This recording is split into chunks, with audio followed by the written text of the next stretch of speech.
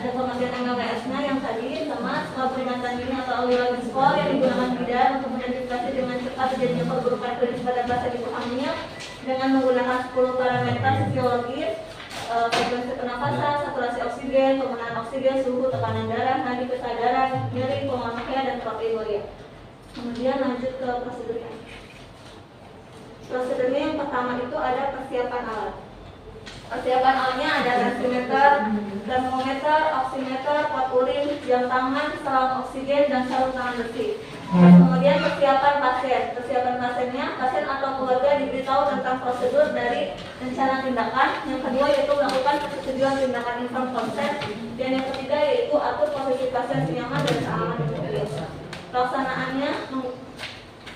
Pelaksanaannya melakukan cuci tangan, kemudian menyiapkan alat tekan pasien dan mengucapkan salam dan mengenalkan diri.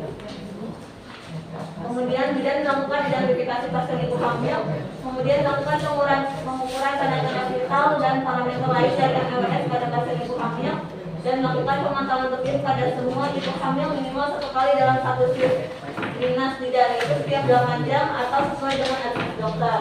Kemudian mengisi form MELS jika terdapat perubahan pada salah satu atau lebih parameter MELS, dan yang kedelapan mengukur skor MELS sesuai dengan parameter dan melaporkan skor MELS ke dokter DPJP sesuai skor dan mendokumentasikan hasil perhitungan MELS pada rekam medis pasien. Ruangan, kemudian tanggal sesuai tanggalnya, waktu juga di sini ada RR atau nafas.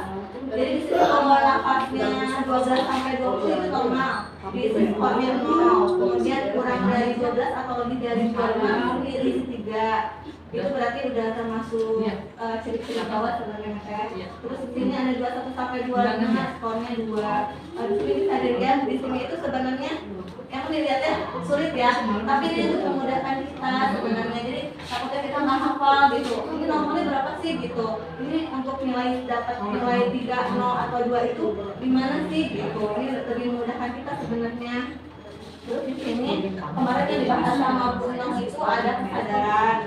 Jadi kesadaran itu di sini ada sadar penuh. Biasanya sih kebanyakan kita nggak sadar penuh ya pasiennya gitu. Jadi bisa aja skornya 0. Kalau misalnya di sini ada respon verbal, unresponsive, biasanya pasien yang gawat, jadi nggak ada respect gitu, nggak ada respon dari tubuhnya.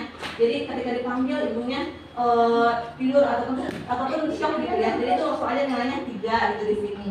Nah, setelah kita mendapatkan nilai-nilai skor ini ya, di sini ada total skor. Nah, total skor ini kita tulis berapa ya, dijumlah dari pertama sampai akhir. Udah dijumlah, dikasih kesimpulan. Nah, kesimpulannya itu dilihat dari sini, ada rendah, ada sedang, ada tinggi atau panggilan darurat. Kalau misalnya 0, berarti kesimpulannya juga bisa 0. Itu berarti dipantaunya setiap 8 jam sekali atau 1 kali shift dinas. Kalau misalnya 1 sampai 4 berarti rendah. Dipantaunya di sini sih kalau sesuai dengan ini 4 jam ya.